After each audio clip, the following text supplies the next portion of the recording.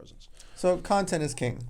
Setting up your social media, the most important thing, the reason people are there is to learn something for themselves, feel something, like get some serotonin, like enjoy something, or see something that they can share.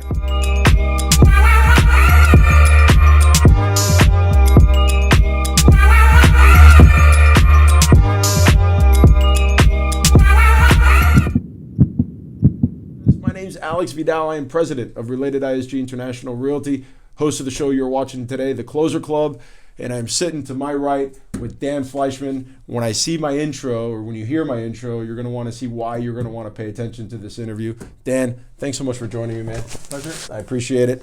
Only the second interview I've done where I sit across from somebody with like the mics and all that, and the other one was David Meltzer. Legend. He is a legend. He's a great, phenomenal guy too, man. All right, so you are the youngest founder of a publicly traded company. I think that happened like at 23 years old, right? How old are you now, out of curiosity? 38. 38. So you are a professional poker player, investor in almost 40 companies, speaker at over 200 events.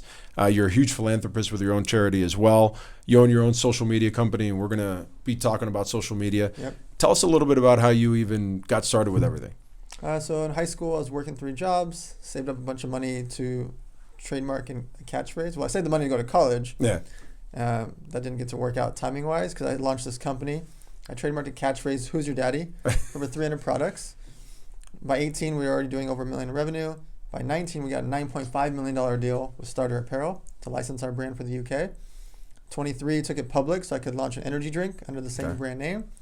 Next 4 years, I didn't sleep, and we were in 55,000 retail stores in America. On the 10-year anniversary, I resigned so I could start, put another feather in my cap. Sure. Launched an online poker site. Within 10 months, we were the 3rd biggest poker brand in the world. Everything was going great, and then boom, online poker was shut down in America.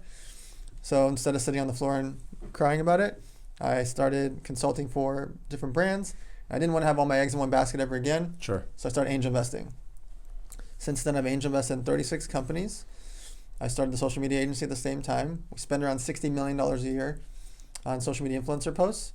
And I'm angel investing, throwing these live events called elevator nights, which are free so that people can come there and pitch to my angel investor friends. Got it. That's kind of like the Shark Tank, but live version. Exactly. That's pretty cool, man. Exactly. So they get to go and pitch for free, and the benefit is they get to pitch to some wonderful potential investors. 300 to 1,000 angel investors and entrepreneurs in the room. And we picked the top 12 companies out of about 400 applications. We picked top 12 to present that night. Wow, so 12 people get to present to 300 to 1,000 potential investors. Yep. And I'm assuming you probably invest in, that's where a lot of the investments have come from? Yeah, I cherry pick and see, like, what does the crowd react to? Like, people always ask, like, why don't you charge anything? Why is there no sponsors? I'm spending $400,000 a year to keep them free. For me, I like the room. I like my excuse to get all my rich friends in the room. Sure. All these entrepreneurs get to meet each other. Like, I just like that there's so much action. And then I get to cherry pick and I see, oh, wow, the crowd gave a standing ovation to that company. Maybe I should invest in that one. Yeah. Oh, they were booing that company, or not booing, but they didn't like that company. Well, maybe I was on the fence, and now I know maybe I shouldn't invest into that until later. Oh, that's pretty cool. So you can leverage off their energy based on whether you want to participate. Yeah. What's been and this is not even on here, and maybe you don't want to answer this because it's a lot. What would you say has been your favorite or most fun? So there's a company there's actually only one that got a standing ovation the whole time out of all 37 events, and it was reverse engineering travel. And basically, instead of you saying, oh, I got $5,000, I want to go to Costa Rica, you say, I got $5,000, where can I go in the world? And then you don't realize you could have gone to Bangladesh or Honduras or El Salvador or London or whatever, and it shows you all these things, and it books everything for you with your hotel rooms. And so my friends invested on the spot, did the whole round. Wow. I invested. And then a week and a half later, more of my friends, we had to oversubscribe that round. That company since then has raised another like 12 million or 13 million. What's it called? So what's funny is it actually pivoted. It doesn't even do what it got the standing ovation for. Okay. And so it became a software, like a SaaS company for this little company called Walmart. Huh. So this company called Walmart has over 2 million bookings a year for its staff and executives between hotel room nights, airfare, etc. So imagine you're Walmart and you book somebody to go to Alabama for a meeting, right? And you send 2 executives there. But the executives, their meeting is here at the Hilton. And you book them at this Radisson, which is 8.4 miles away. Sure. The taxi ride is $30. Doesn't sound like it matter, right? What if you would automatically, through our program, book the hotel room that's only 2 miles away, save 6 miles both ways, save, instead of $30, it's $12. Sure. Save $18 each way, it's $36. $36 doesn't sound like a lot, But at times 2 2 million, 2 million bookings, that's a lot of money. $72 million. So Walmart actually invested with us. They invested in the company, and that's our main client. Then we have other clients as well that are similar to that. That's pretty crazy, man. That's So pretty cool. that one's, one of my shots of glory, that I was one of the first checks in the company, and now Sure. it's, Paying off. yeah. So, what was interesting about this was looking at your background between the business and the angel investing and the poker playing. I could have gone in so many different directions to start. So I said, let me just throw it on paper and we'll go from there.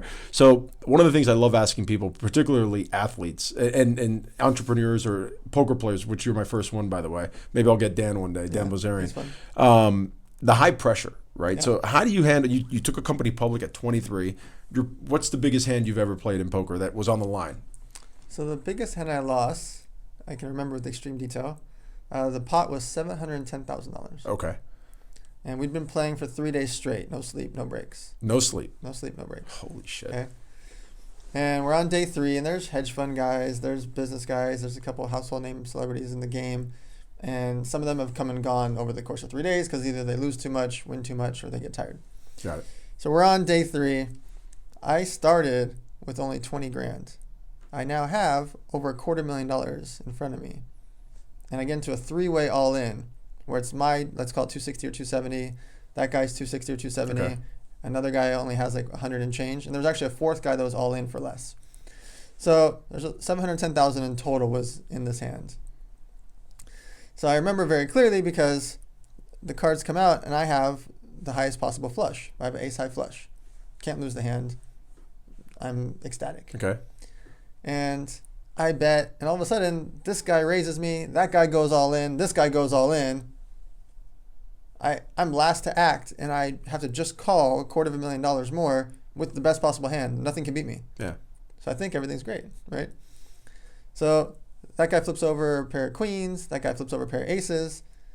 They literally can't win. It would take them like 700 to 1 to make a runner full house or something. And then this guy, he has one card he came in with, the 5 of spades. And so I said, hey, do you want to run the cards out a couple times? Maybe you'll get lucky and catch it one time. He goes, no, let's just go once, which means we're just going to run the board out one time. Okay. I was like, no, you should have a chance. Like there's a lot of money in here. I didn't know it was 700,000. Yeah. I just knew it was a lot. And I was like, we're all in for $250,000 each. Let's just run it multiple times. Maybe you'll win one. And if you get 2 or 3 or 1/4 or 1/4 of the pot, like you can get back a couple $100,000. He's like, he tells the dealer, no, go. And I was like, I could feel it. Like, Yeah, something's wrong. Here comes the 5 of spades. So next card comes, nothing. Last card, 5 of spades. Boom. Done. And I still just telling the story. I can You feel it. But you only had 20,000 And into I only it. had 20,000. But you had the potential to get 700. So you're staring at, let's say you knew it was a shit ton of money, right? So Yeah. you're staring at a shit ton of money. You're staring at everybody's hand. That high pressure. What do you do? Like, what's happening internally or in your brain, or is it the preparation? How are you handling I'm that high pressure? just processing math. What's interesting is when I lost the hand, there was no emotion to it. So a lot of times what's weird is like I could win 100,000 or lose 100,000 and my heart rate's identical, my face is identical, everything's identical. And it's not that I'm a robot, it's that I don't process it as money. It's chips and math and situations. Okay. And so when you start looking at it like that, it takes away the emotion, and the emotion is what crushes most people in poker and in business. Okay. If you and I are negotiating a deal and we're talking about real estate, and you have one house, let's say Alex only has one house, and you bought the house for 1.2, and now I'm offering you 1.8, and you're like, this is life-changing money. This is the one house. This is Alex's first house. He's 23 years old. This is like his shot at glory. Yeah. Like set his life up, right? And you're like, you really want 1.8. And I'm in the room and I'm like, look, I'm going to give you 1.62. You're in this weird situation because I might be the only offer you've gotten in 3 months because you overpriced your house.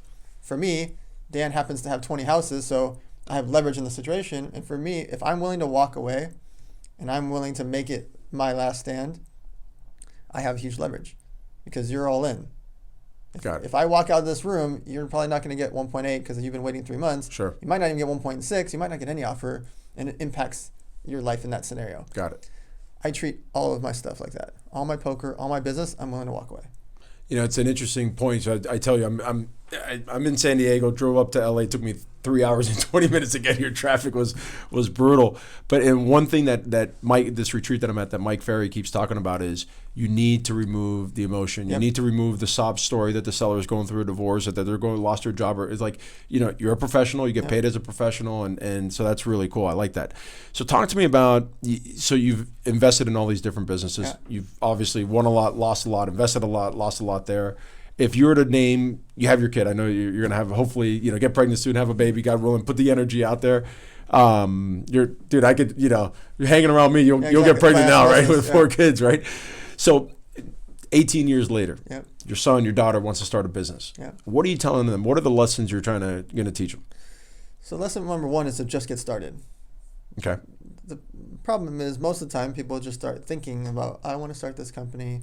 It's going to be called fishinglures.com. I'm going to make fishing lures and get them from Alibaba. Just start. It doesn't need to be a big business. You don't need to have an 80-page business plan. Yeah. Write an overview.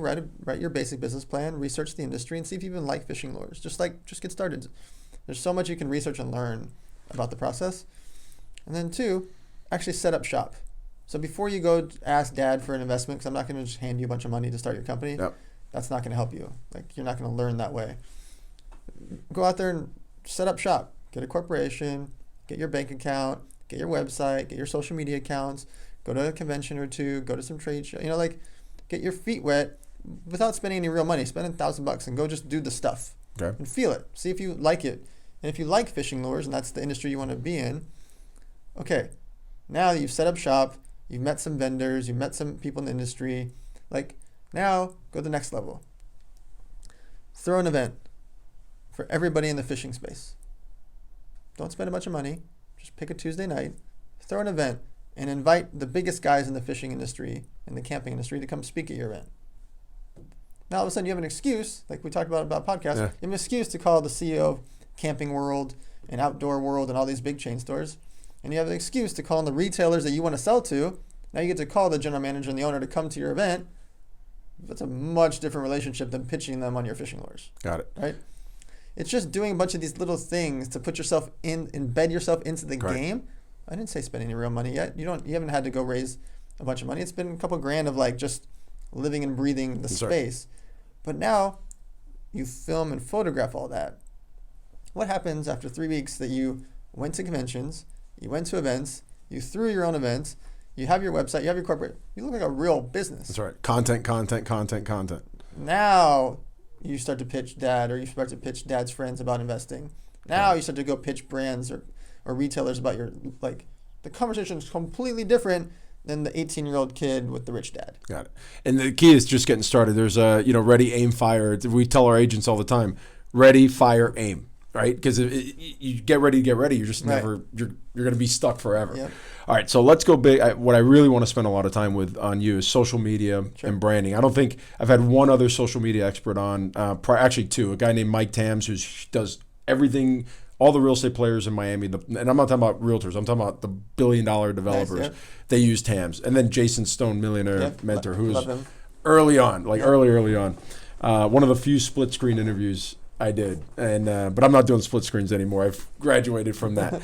So what are some best ways to build a social media presence? So let me just lay them all out, and then you can we can flow back and forth. But because I want to talk about the social media presence, I want to talk about followers, about content. I want to talk about TikTok, frequency of posts, that kind of stuff. So let's start with best ways to build a social media presence. So content is king.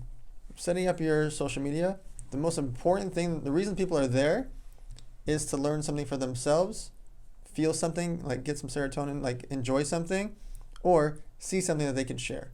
Okay. So if you're not teaching them something or making them laugh or making their eyes excited, they're going to unfollow you or not care or scroll past you and not engage.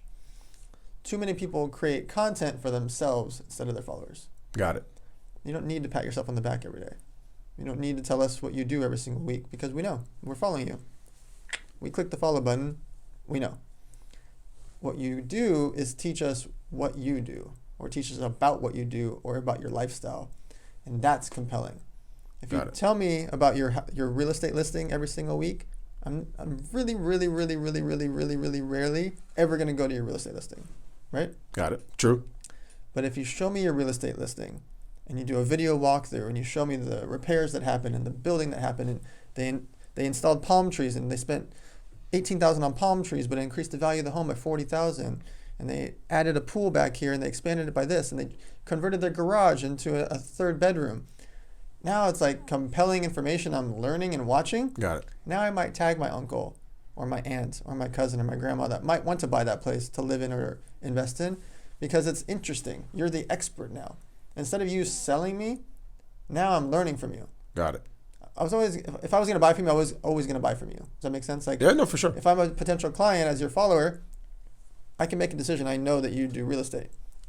But if I learn from you, you get elevated. Got it. So creating content in a different light, not for yourself, but for your fans, is a huge thing to get started.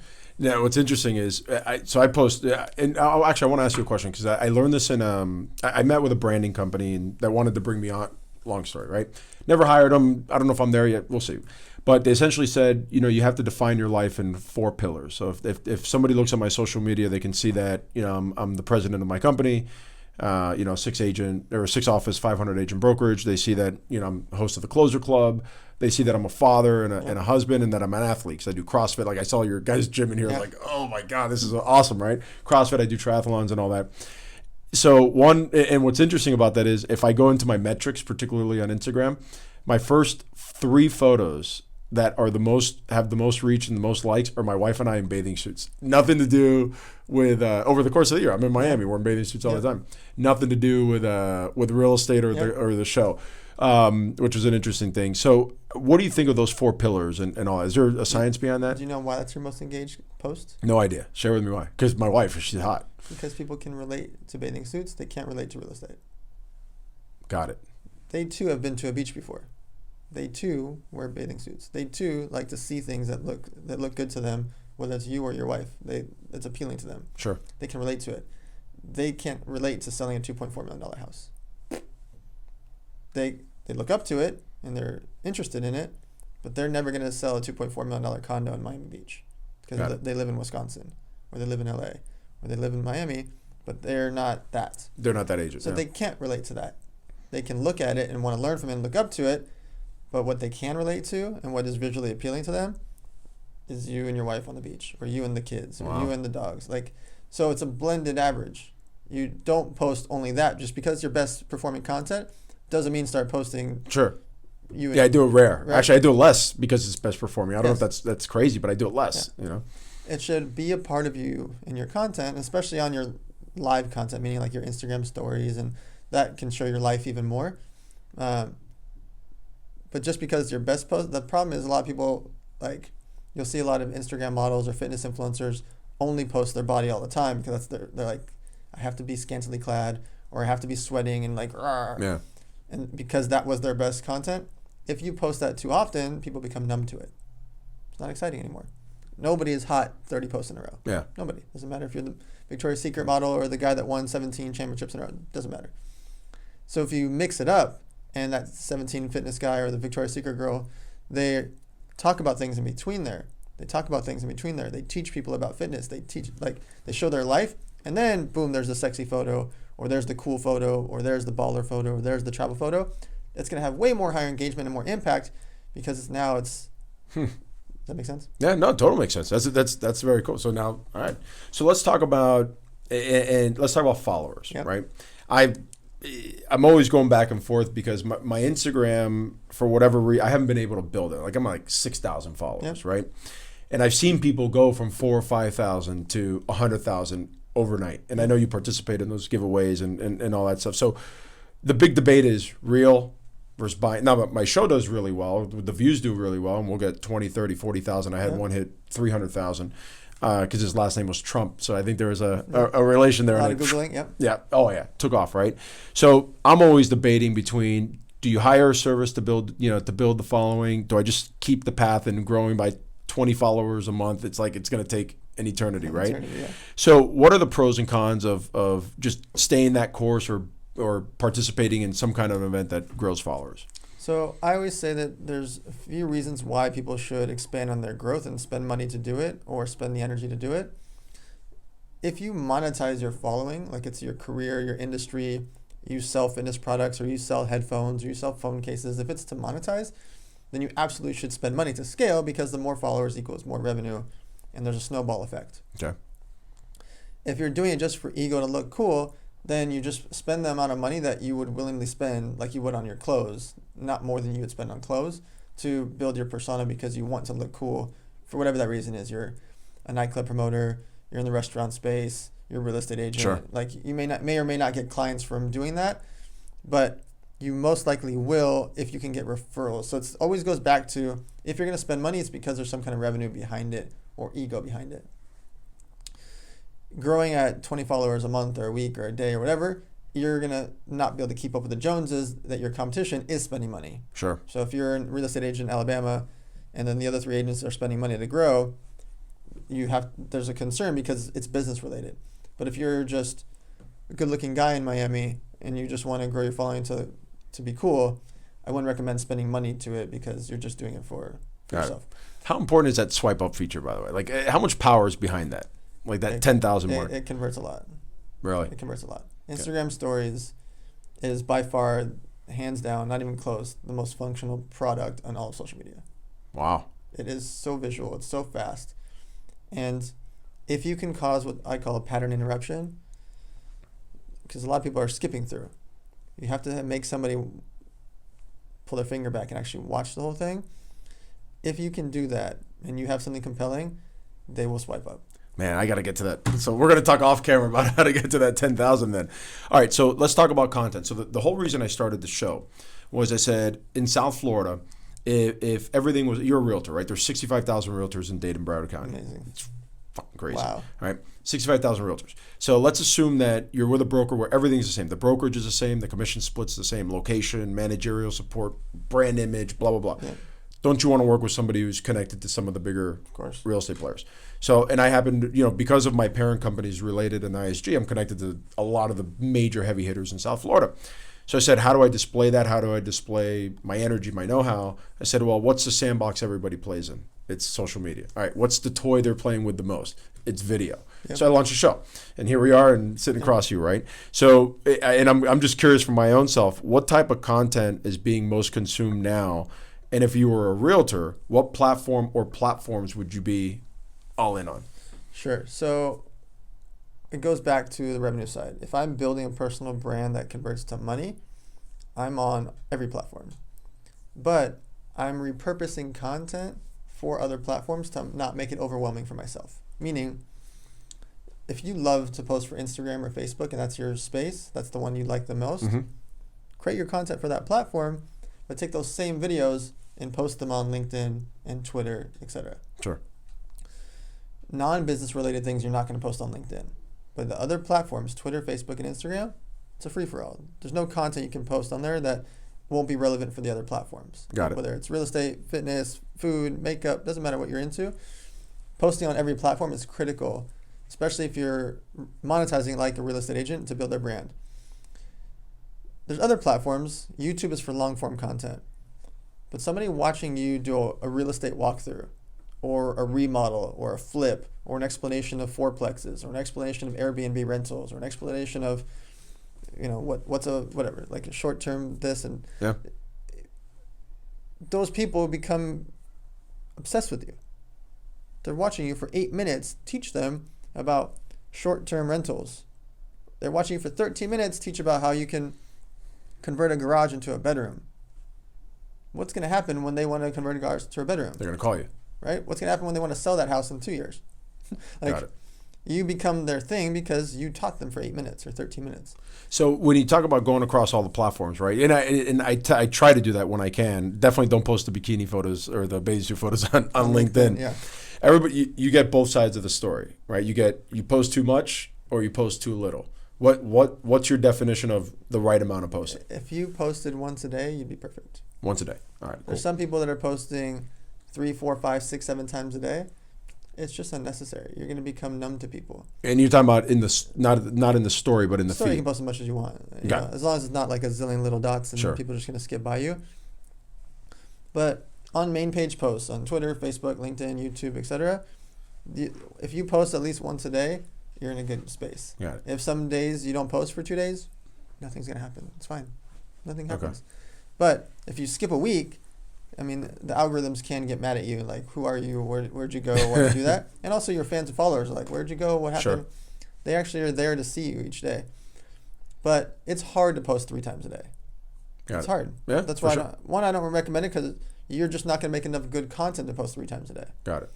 However, if something's going on, meaning like you're at a real estate convention or you're closing on this $4 million condo and you're super proud of it, and there's multiple pieces of content that you want to put out in a 1 or 2 day period, it's okay to do 3 or 4 or 5 posts for a situation, right? Got it. You're at real estate convention, there's 10,000 people there, you grab an interview and it's like, wow, I interviewed Tony Robbins and he was the keynote speaker at this real estate convention, but you also got to go grab Bob Castro, and Bobby's like, yeah, I'll do an interview for you, and you happen to have 2 at the same time, plus you already posted a pic because you didn't know you were going to get those interviews, and now you've got 3, it's fine. Nothing bad happens if sometimes you go crazy and do 3 or 4 posts, or sometimes you do 0 because you're busy or tired. It's just the consistency is the problem. Most people don't have consistency of posting every single week on all the platforms, and again, make it easy for yourself by just using the same content and repurposing it for the other platforms. Right. And I'll tell you, it's funny. Jason Stone and Mike Tams, they both told me when the show started, I had people saying they're going to get people tired, or people are going to get tired of watching you. Do it once a month. Do it every few weeks. You're going to run out of people to interview. For podcasts? No. And twice a week. Once, Jason, twice a week. Jason and Mike said, dude, Yeah. every week, at minimum once a week. The consistency is critical on podcasts. Yeah. So it's a once a week minimum.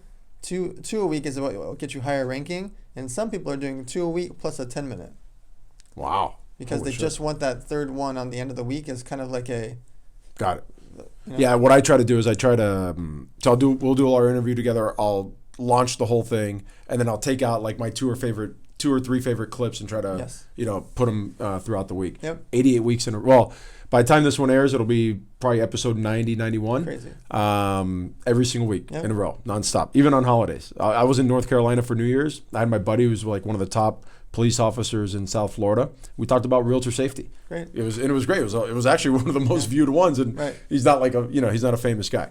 All right, this one to me has been the one I've been burning to ask you, because I don't see it. So I want to see if maybe I'm right or if you can convince me otherwise. TikTok. Yep. My 13-year-old, my 10-year-old twins are producing TikTok videos. It's kind of, my wife and I are like, they're funny though, actually. It's funny, but it's crazy.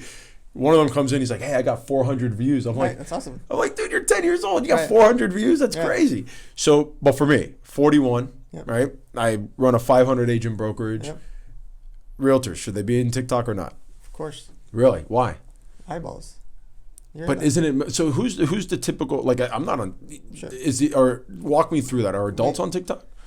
It's the same thing we all said about Facebook.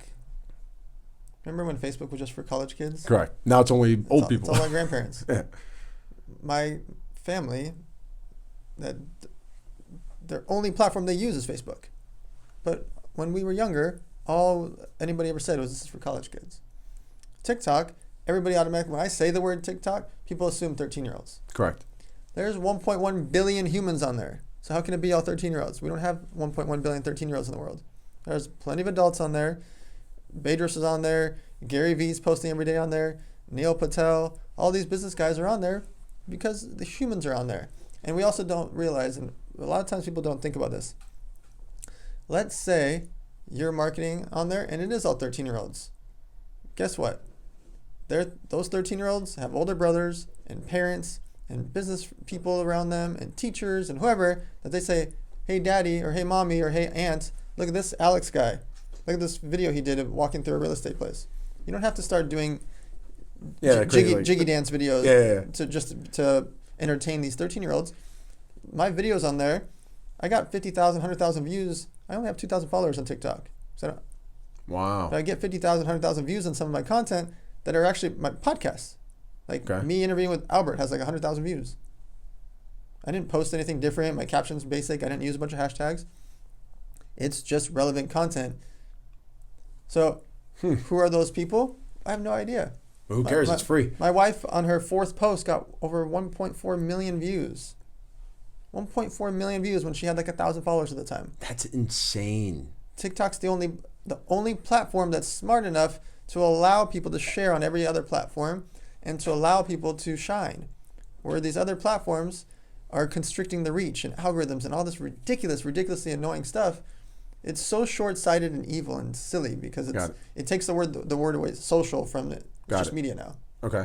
So would you take it just in staying on the content of TikTok? So if I took a 1-minute video clip from Instagram. Shorter, yeah. Oh, it's short. What is? I've never been on. You can do 60 seconds as your max. Got it. Okay. But would you repurpose? Like we were talking about repurposing the content. Would you take that same video that's a minute video on Instagram? I'm gonna post this interview on TikTok. Got it. Just the easiest answer for you. Okay. The whole thing. A clip. Our discussion about TikTok, I'm gonna post on TikTok.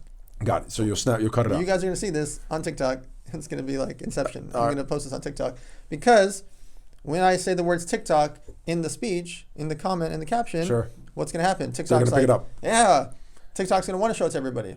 I talked about TikTok with Steve Sims and with Albert. Both of those have 50,000, 100,000 views. That's okay. All right, I'm on. I'm going to TikTok. There you go. I'm Sold. Sold. Boom. Sold. All right, let's 2 more questions, man. This has been very, it's interesting because I have a 2-hour. I looked at the GPS before. The 3:20 to get here is going to take me 2 hours to get back, and I'm going to probably listen to this a few times because it's a world that I'm spending a lot of time in. These podcasts take time, they take money, and I want to be able to maximize them as much. And as we shared, I'm going to brag a little bit. The Rolodex of people that have been on this show, serious. It's the heavyweights, man. Yeah. As a newbie, I'm only 80 something episodes in. That's nothing. Think about the time and money it takes for you to do this podcast. If you sold one more home, what happens? Oh my God, it pays for the podcast for the next 5 years. Exactly. Yeah. You go sell one more $2.4 million penthouse in Miami, and you make 3 to 6% on that. There you go. $72,000 to $150,000 in commission from one lead. That's right. By the way, on camera, I do want to thank Louis Birdman for setting this up. I should have done that at the beginning because, Louis, you're a friend of Dan, and thank you for connecting us. I appreciate that. By the way, that also teaches you that you are that those 6 degrees of separations are gone, man. You're 1 degree of separation now. Yeah. Social's a beautiful thing. You have access to the world now. That's right, you do. All right, let's talk about branding. Let's say you're meeting me for the first time. Yep. I want to do a branding consultation with you. What are the boxes you look to check off when it comes to putting somebody's brand together? Sure. So the main thing is their bio, because that's where the human has to make a decision, and within a few seconds, am I going to go follow Alex? Okay. So that bio has to be a good-looking photo that's easy to see that it's you, like close up, not a zoomed back one, not you with multiple people, just you. Are we talking about Instagram or are we talking about all any social platform? media platforms? Okay. Your bio is the most critical thing. Now, the screen name has to be the same across every platform. You don't know if they're going to find you on Twitter, LinkedIn, Instagram, Facebook, YouTube. You don't know where they're going to find you. So your screen name needs to be the same across every platform. And your bio photo has to be the same across every platform. Blue jacket, white shirt, same look, has to be the same. Because that same pose you're doing right now, if you were in a red jacket, in a different watch, and your arms were switched, I wouldn't know it's you. Got it. And it's not an offense to you. No. I'm seeing 3,500 logos per day. I'm seeing hundreds and hundreds and hundreds of pieces of content per day. I'm seeing thousands and thousands of faces per week. And so when I'm scrolling and I see the red jacket in a different watch and a different stance, it doesn't trigger anything for me. But remember like that game that does that guy have a beard with glasses? Yeah, that's us in real life now. And so now when I'm scrolling, I see blue jacket, white shirt, nice watch on the side, tilted head. Boom, I know that's Alex. I saw him on Twitter or I saw him on YouTube. Got it. Right? You got to make it as easy as possible for people to want to follow you. As easy as possible because we're bombarded by so much information. Next, the lines on your bio have to be very straightforward. Alex has sold X amount of zillions of dollars of real estate. 6 offices, over 500 agents. Father of 4. You're hitting all your points, but not in a paragraph, in bullet points. Got it. Because me as the follower, as the human that just, oh wait, who's Alex? And I go look at your page, you've got a few seconds to catch me. I see that photo of you. I see you've got 6 offices, 500 employees. You've done X amount of zillions of dollars in revenue. Family man. I need to know those points to make a decision if I want to click the follow button. Got it. You got to make it easy. And you gotta make it look really good really fast. I'm wrong on every platform. It's like my Facebook profile photo is different from my Instagram. Wow. Okay. That's huge. You know what's man. amazing? We could fix it in 6 minutes. Everything we just said is not rocket science. It's just common human real behaviors. Got it. When we see something, we make a decision very quickly. Do we relate to that person? Do we look up to that person? Can we learn from that person? We make a decision based on appearance, facts, boom, and style. Got it. So make all those things easy. You already have a photo just like this. If you're sitting here just I like do. this. Actually, right? that's exactly. I got it from the interview with David Meltzer. Take that photo. It'll take you 6 minutes. You place that photo across every platform. Log in, change photo. Boom, that part's fixed. Now you copy and paste the bio one time, copy and paste on each platform. Boom, that's fixed. See what happened? We make it so, oh my God, what am I going to do? I have so many platforms. Dan said I got to post 6 times a week. No. Make one piece of content each day, post on every platform. Make one simple bio, post on each platform. Make one photo, post on each platform. I'm trying to break it down for people so it doesn't feel overwhelming. Got it. So they actually take action. All right. Dude, that to me, you have no idea. I'm getting caught up in my words because my mind is trying to catch up with everything you just said, because that is so valuable, and it really goes to show you how much. And I'm heavily involved in social. Right. How wrong I am on every single platform. Man, this has been awesome. I wrap up every question or every interview with one question: a book, podcast, or TED Talk recommendation for the audience, or all three. Oh wow. I mean, there's a couple main characters that I absolutely love to listen to. Okay. Jim Quick. Yep. For memory, he's fantastic. Podcasts are very short, 10 minutes, 15 minutes type podcasts. Great for memory and for speed reading and things like that. If you want somebody to yell at you really well, Andy Frisella. His podcast is Real AF. Yep. And just brand new. Just changed it. Very intense, but it's eye opening. I like it a lot. And then, inspirational wise, but blended with facts, is Ed Milet. Got it. Like, he speaks spiritually, and you're listening to a guy worth hundreds of millions of dollars, but he's also like very practical and factual. Like, he'll go bring on an Olympian, but then he'll go bring on somebody that's like a brain surgeon. You know, like, he brings on very practical things. Yeah. So those 3 podcasts I like a lot. And Bedros brought up Ed as well. Awesome. Maxed out. Yeah. Dan, thanks so much, man. Pleasure. I really freaking Absolutely. appreciate it. Guys, thanks for watching. I appreciate it. That's it, man. Awesome. We're done. Sweet. All right, so he'll cut it. You can go ahead and cut it.